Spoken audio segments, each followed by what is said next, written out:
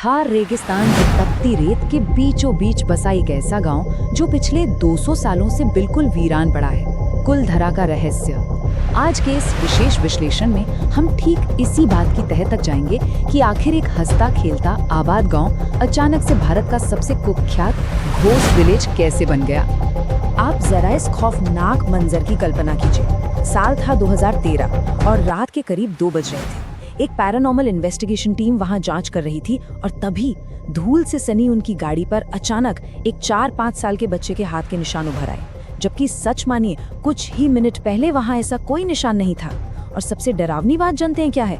पिछले 200 सालों से वहां मीलों मीलों तक कोई इंसान, कोई बच्चा था ही नहीं। और बस यहीं से जन्म लेता है लोक कथाओं का वो सबसे बड़ा और हैरान कर देने वाला सवाल। लगभग 80,000 लोग रातों रात कैसे गायब हो गए? मतलब ये कोई छोटी मोटी घटना तो है नहीं। कहानियों की माने तो 84 गांवों का एक पूरा का पूरा समुदाय बिना कोई सुराग छोड़े, बिना कोई आहट किए मानो हवा में ही गायब हो गया। इस रहस्य का पैमाना इतना विशाल है कि ये किसी को भी सोचने पर मजबूर कर दे। आज अगर हम कुलधरा को देखें तो ये एक बिल्कुल अलग ही दास्तान बयां करता है।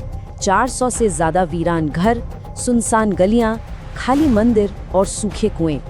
हर एक चीज अपनी जगह पर बिल्कुल साबुत है, बस इंसान नदारत हैं। ये कोई हॉलीवुड की डरावनी फिल्म का सेट नहीं है, बल्कि जैसलमेर से महज 17 किलोमीटर दूर मौजूद एक बिल्कुल असली जगह है। इन खंडहरों को देखकर ही साफ पता चलता है कि ये कभी एक बेहद व्यवस्थित और आबाद जगह रही होगी। असल में आज इन खंडहरों को देखकर ये कल्पना करना भी मुश्किल है कि ये जगह कभी बेतहाशा समृद्ध हुआ करती थी। 13वीं शताब्दी में जब पालीवाल ब्राह्मण इस इलाके में आए तो उन्होंने यहाँ सच में एक कृषि चमत्कार कर दिखाया था। उन्होंने खादीन प्रणाली नाम की एक बेहद क्रांतिकारी जल संचयन तकनीक विकसित की। तपते थार रेगिस्तान में जहाँ पानी की एक बूंद मिलना भी किसी सपने जैसा होता है, वहाँ इन लोगों ने इस शानदार इंजीनियरिंग का कमाल दिखाया। चलिए इसे थोड़ा और बारीकी से समझते हैं। होता क्या था कि ढलानों के पास बारिश का पानी इकट्ठा किया जाता था, जो धीरे धीरे जमीन के नीचे रिसता रहता। सर्दियों तक जब सतह का पानी वाष्पित हो जाता तो वो रेतीली जमीन इतने पोषक तत्वों से भर जाती थी कि वहाँ बेहतरीन फसलें उगाई जा सके। और यकीन मानिए, इस तकनीक की मदद से वे लोग रेगिस्तान के बीचों बीच साल में 2-2 फसलें उगाते थे। उन्होंने इतनी संपत्ति अर्जित कर ली थी कि एक समय पर कुलधरा खुद जैसलमेर शहर से भी ज्यादा अमीर था। और ठीक यहीं पर सुनी सुनाई बातों और असल सच्चाई के बीच का फर्क बिल्कुल साफ हो जाता है।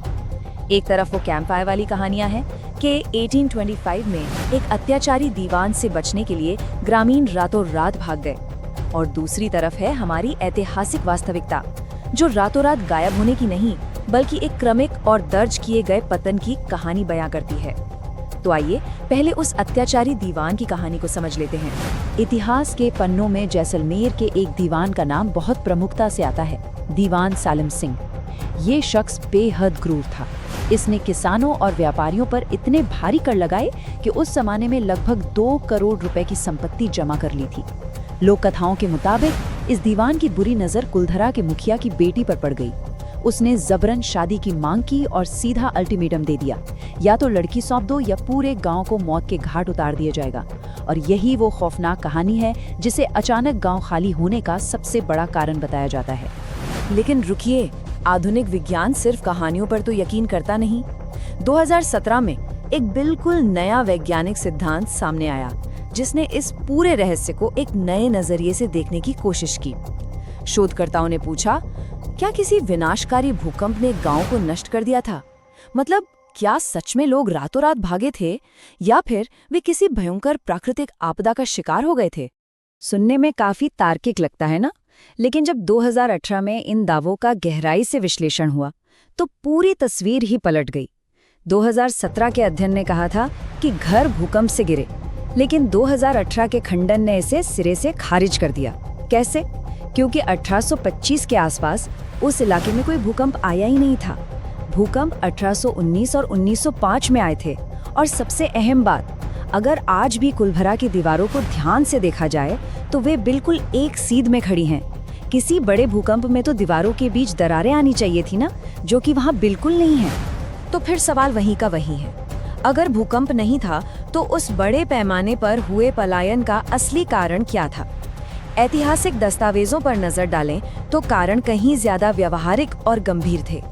सबसे बड़ी वजह थी पर्यावरण का ढह जाना। पास की काकी नदी और गांव के कुएं पूरी तरह से सूख चुके थे। पानी के बिना खेती असंभव हो गई और उस पर दीवान सालिम सिंह के भयानक टैक्स और रेगिस्तानी लुटेरों का लगातार बढ़ता आतंक, इन सब ने मिलकर वहां जिंदा रहना ही नामुमकिन बना दिया था। और हमें इसके लिए कोई अंदाजा लगाने की जरूरत नहीं है। तत्कालीन ब्रिटिश अधिकारियों ने खुद इस बात की पुष्टि की थी। 1829 में ब्रिटिश अधिकारी कर्नल जेम्स टॉड ने बाकायदा अपनी किताब में स्पष्ट लिखा था कि पालीवाल ब्राह्मण स्वैच्छिक निर्वासन यानी अपनी मर्जी से निर्वासित जीवन जी रहे थे। उन्होंने साफ लिखा कि अगर वे अपनी जमीनों पर लौटते तो सालिम सिंह उनकी सारी कमाई छीन लेता। तो देखा आपने, ये कोई मनगढ़ंत कहानी है, श्राप नहीं, बल्कि एक अकाट्य ऐतिहासिक सत्य है जो सरकारी फाइलों में दर्ज है। और अगर हम जनसंख्या के आंकड़ों को देखें तो ये रातों रात गायब होने वाला मिथक तो पूरी तरह से ही टूट जाता है।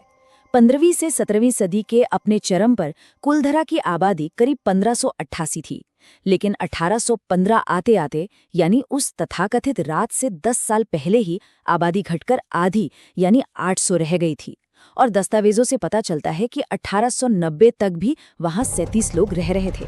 इसका सीधा सा मतलब है कि पलायन एक रात में नहीं, बल्कि पानी की कमी और अत्याचारों के चलते कई दशकों तक धीरे धीरे हुआ था। लेकिन अब यहाँ एक बहुत ही दिलचस्प सवाल खड़ा होता है। अगर इतिहास इतना ही स्पष्ट और तार्किक है तो आज भी वहां जाने वाले लोगों या इन्वेस्टिगेटर्स को अजीबोगरीब चीजें क्यों महसूस होती हैं? अगर सब कुछ इतना ही नॉर्मल था तो कुलधरा आज भी भारत का सबसे भूतिया गांव क्यों माना जाता है? क्यों लोगों को वहां परछाइयां दिखती हैं या आवाजें सुनाई देती हैं? खैर, इसका जवाब हमारे अपने दिमाग की बनावट में छिपा है। मनोविज्ञान इसे कंफर्मेशन बायस कहता है। होता यह है कि जब हम पहले से ही ये मानकर किसी जगह जाते हैं कि वो भूतिया है, तो हमारा इंसानी दिमाग उसी के हिसाब से हर चीज को प्रोसेस करने लगता है। दिमाग अवचेतन रूप से हर सामान्य सी आहट, हर छोटी सी घटना में अपने उसी डरावने विश्वास को सच साबित करने की कोशिश करता है।